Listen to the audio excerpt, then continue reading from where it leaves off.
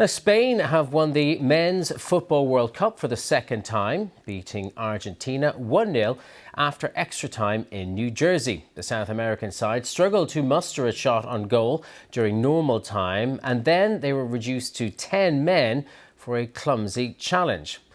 Well, Spain's captain Rodri lifted the golden trophy after winning World Cup Player of the Tournament award. Spain went through the whole tournament conceding just a single goal. President Trump and the FIFA president, Gianni Infantino, then presented medals to the Spanish team. And they then presented runners-up medals to the deflated Argentine players. Well, for Lionel Messi, who is now 39 years old, it could have been his last game at the competition. He was in tears after being given his second-place medal. Well, there have been jubilant scenes on the streets of Madrid and other cities across Spain as fans celebrated their country's second World Cup victory. The thousands of people there partying into the night, draped in the red and gold colours of the Spanish flag, dancing and chanting Viva España. The Spanish Prime Minister, Pedro Sánchez, posted on social media, "We are world champions. Our national team was great. Thanks, team." Well, our correspondent, Guy Hedgecoe, was there in Madrid soaking up the atmosphere.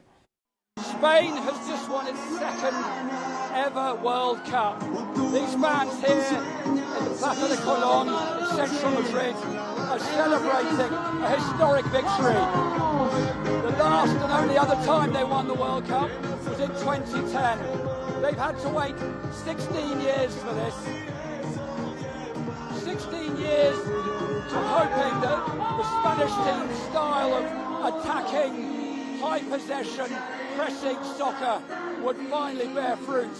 And tonight it has, because they are world champions once again. Our correspondent Nada Tawfik was at the stadium in New Jersey for the game. This wasn't the most electric World Cup final ever. It took until the 106th minute for the deadlock to be broken when Ferran Torres finally scored that winning goal for Spain. But no doubt that Spain worked extremely hard, maintaining possession of the ball for the majority of the match. And even Argentina fans that I've spoken to have applauded Spain's performance. Some even suggesting that now is the time for Lionel Messi to pass the torch on to 19-year-old Lamine Yamal. And you could see how happy Lamine Yamal was after that win, celebrating, collapsing onto the pitch with his teammates, ultimately holding up that golden trophy at the end. And for Lionel Messi, you could see how emotional he was. The big question, of course, being if this will be his last World Cup. For Spain, their second World Cup win, the first in 16 years, and the first time a nation has held the title of both men and women's World Cup champions. So quite an achievement for them. This, for the United States, was also the last chance to show what they were capable of as co-hosts along with Canada and Mexico. There was a halftime show that ran over 27 minutes long. Now, for some fans, that was an added bonus to see performers such as Shakira, Justin Bieber, BTS performing. But for others who are hardcore football fans, it was a longer than necessary break in their opinion. So, a lot to unpack from this World Cup in terms of performances, but for Spanish fans, a night that they will be celebrating for some time. Nada Tawfik there in New Jersey. Well, let's speak now to the Spanish sports journalist, Guillem Balague, who was also at the final. What time is it over there? Good early morning to you, Guillem. Congratulations, a great result for your home team. But what did you make of the game? Some people saying it wasn't a fantastic game to watch.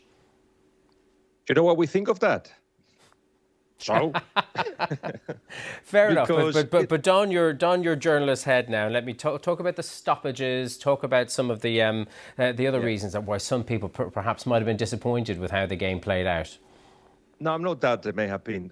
What I'm saying basically is that the finals are to be won, and Spain did the things that they had to do to win.